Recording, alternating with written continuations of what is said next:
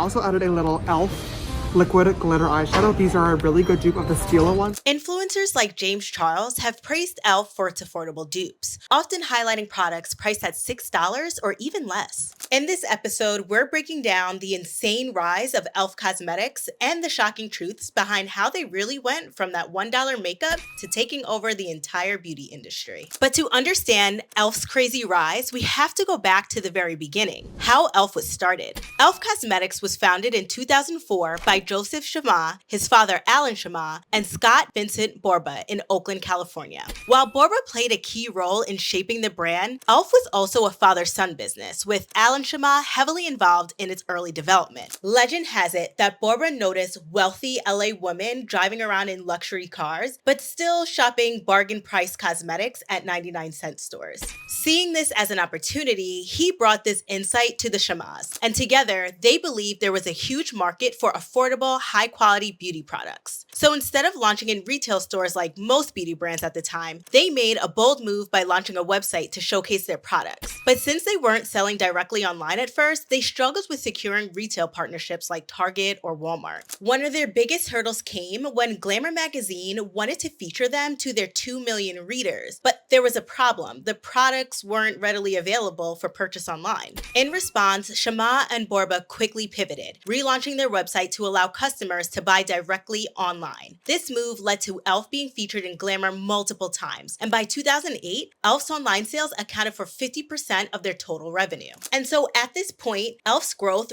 really wasn't fueled by traditional advertising, it was word of mouth. People loved the brand because the products were actually good and ridiculously affordable, leading to an organic wave of referrals. Friends told their friends, and e.l.f. gained momentum without spending millions of dollars on traditional advertising. Even today, e.l.f. acknowledges this in their investor calls, stating, "Our consumers have been our best advocates through strong word of mouth." They credit that and online media as key drivers of their success. So by 2014, e.l.f. had made enough noise to attract TPG Growth, a private equity firm that acquired a majority stake in the company. This investment was meant to accelerate e.l.f.'s growth and retail expansion. After the acquisition, Tarang Amin was appointed president, CEO, and director. At this point, the original co-founder, Joseph Shama, exited the company. And as for Scott Vincent Borba, reports suggest he left pretty early in e.l.f.'s development. And fun fact, he's apparently now a priest. But back to e.l.f. With this new leadership, e.l.f. took the next big step any successful company would make, going public. In 2016, e.l.f. Beauty went public, trading on the New York Stock Exchange under the ticker symbol e.l.f. The IPO was priced at $17 per share. For context, e.l.f. stock has skyrocketed over the years. In 2023, it hit a high of $152.23 per share. And in 2024, it reached an all-time high of $218 per share. So let's say you had invested $1,000 into e.l.f. at IPO, it would have been worth over $10,000 at its peak. Before we dive into how e.l.f. built this empire, it's important to note something. e.l.f. Beauty and e.l.f. Cosmetics are not the same. e.l.f. Beauty is the parent company that owns multiple brands, including e.l.f. Cosmetics, Naturium, acquired in 2023, and Keys Soul Care. e.l.f. Cosmetics, on the other hand, is the original brand under e.l.f. Beauty, specializing in that affordable, high-quality makeup and skincare we're discussing.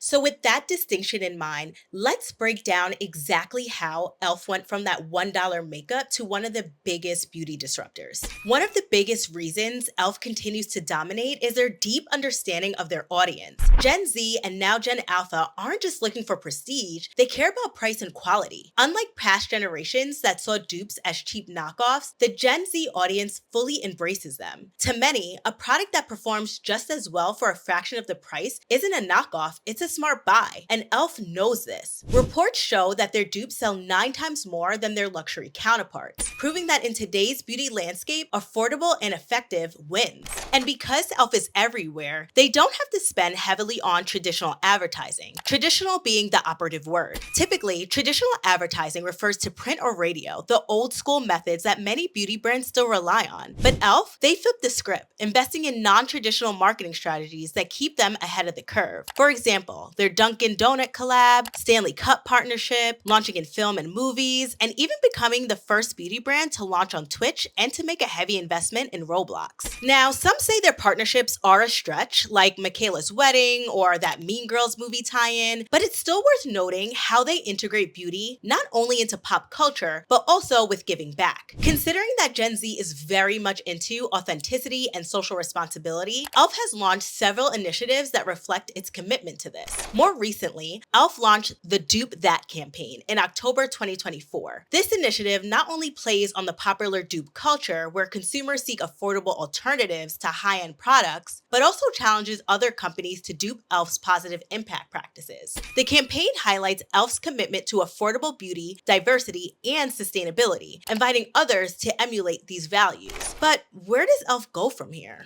The most shocking part is that e.l.f. still heavily relies on dupe culture, and if history shows us one thing, is that trends come and go over time. Recently, e.l.f. was in a legal battle with Benefit Cosmetics, where allegations that e.l.f. Slash and Roll Mascara infringed on Benefit's Roller Lash Mascara's trademark and trade dress. In 2024, the court ruled in favor of e.l.f., but is this type of strategy sustainable for e.l.f. in the long term? While we see e.l.f. leaning very hard into the entertainment category, I wonder if this dupe culture is going to keep them at the top or make them suffer some sort of backlash. Comment below with your thoughts and make sure to subscribe to my channel if you want to watch more beauty business breakdowns.